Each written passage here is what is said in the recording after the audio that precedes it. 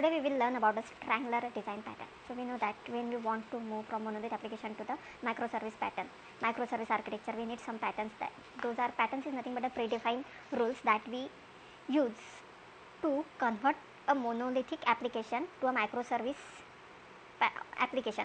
So why? So let's understand why we migrate from monolith to microservice. We know that as application grows, monolithic become hard to maintain, slow to deploy, hard to scale, making microservice a better choice for large scale application. So we know that for example we have Amazon. Amazon provides Amazon as a e-commerce or other Alibaba as a e-commerce site. So suppose that it want to distribute its item to the customers. So what happens is that we have different services into that. We have payment service, we have card service, we have customer profile service, we have UI service and all those kind of services. So to maintain to put this all in one application, it's difficult to maintain such kind of the application, but to divide this monolith into the smaller units and deploy it, it's easy and easy to maintain. Suppose that we have one big monolith application, we are dividing it into service A, service B, service C, service D.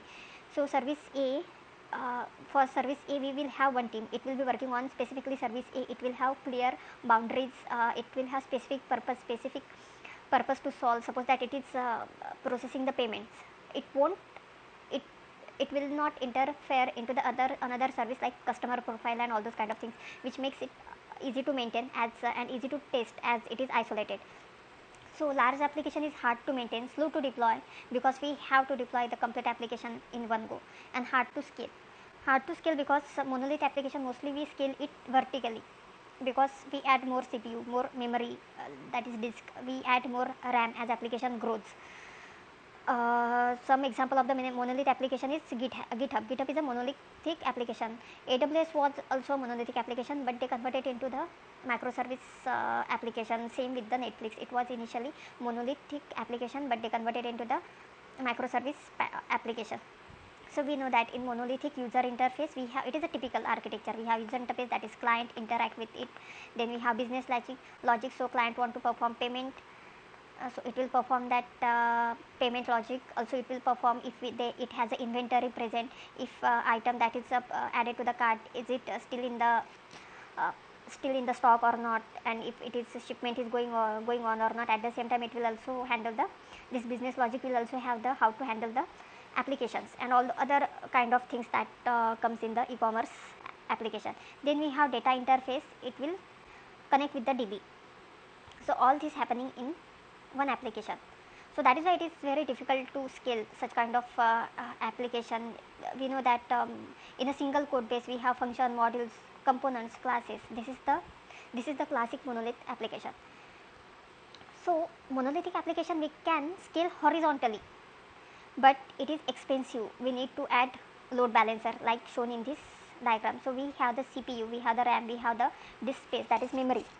So we know that it is deployed in web server 1, web server 2, 1, 2 and 3, but client will send the request. We need to apply the load balancer and deploying each monolith application onto the different server to handle to distribute the load of the request. So suppose that we are getting 1000 requests, so we are sending 350 here, 350 here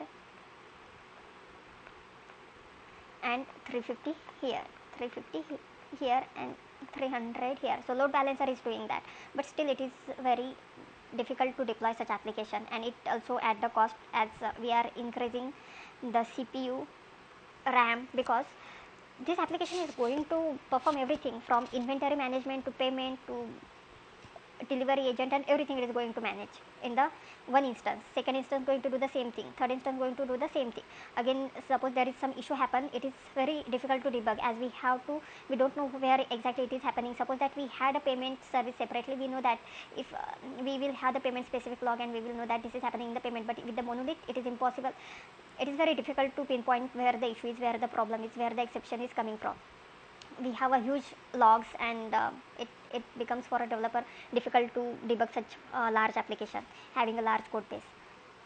But is before microservice architecture we have service oriented architecture, but it is just splitting large application into the smaller monoliths. We are not dividing the functionality, but we are splitting into the smaller monoliths. It uses the ESB, that is enterprise service bus. It is nothing, it is kind of proxy only, or we can say API gateway, but it is it only forward the request, it does the routing, it only handle the basic level of authentication, it transform the request, but only at the basic level, it can't transform the complex request. And this is kind of heavier than API gateway, as API gateway reside outside the system, this ESB enterprise service bus reside inside the system only, so it makes it very heavy, it does all the heavy lifting. In microservice, so why, that's why we come to the microservice, because it divides the monolith service into smaller services where they can behave as a smaller module of a large code base and act independently. So one service goes down, no problem, developers can work on that small service and fix it, all the services will be up till there. So these are tech agnostic, as in I might be writing one payment system in the Python and rest of the services into the Java. So it is tech agnostic, as these are independent, these are isolated. It's easy to use whatever technology we want to use, whichever technology is suitable for that particular type of service. Scaling is easy, as business logic is small and content have very clear domain boundaries. So we know that payment is going to perform only payment related tasks. Anything to do with the payment we are going to add in the payment microservice. So it has very clear domain boundaries. So now comes we will learn about the Strangler design pattern. So we know that, imagine we have a large e-commerce app like Amazon, Alibaba.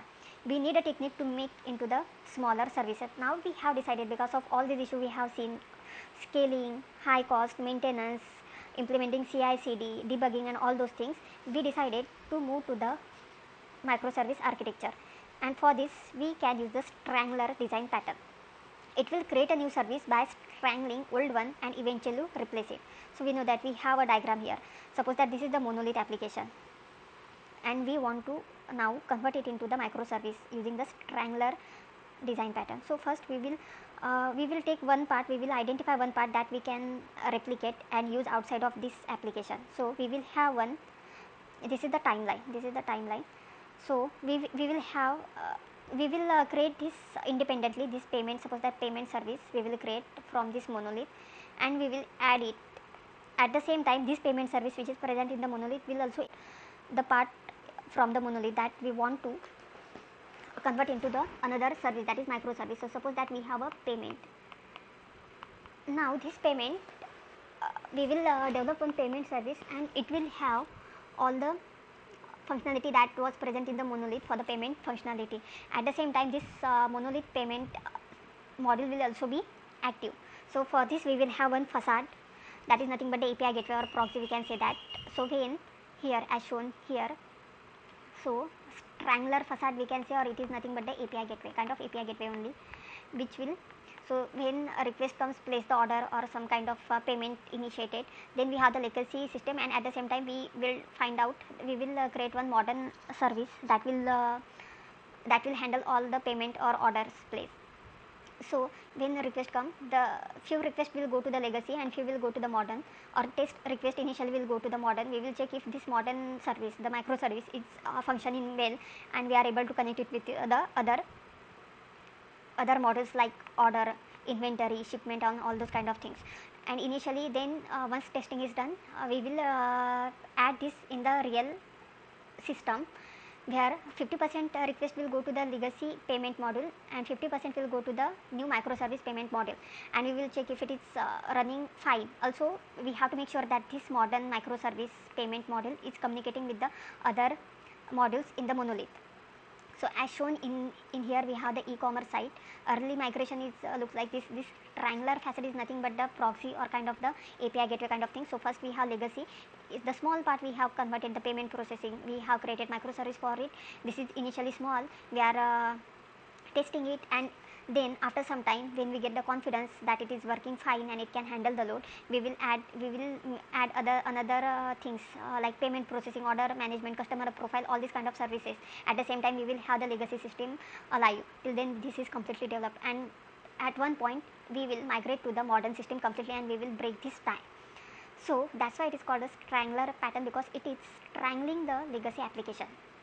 So this is all about the strangler design pattern.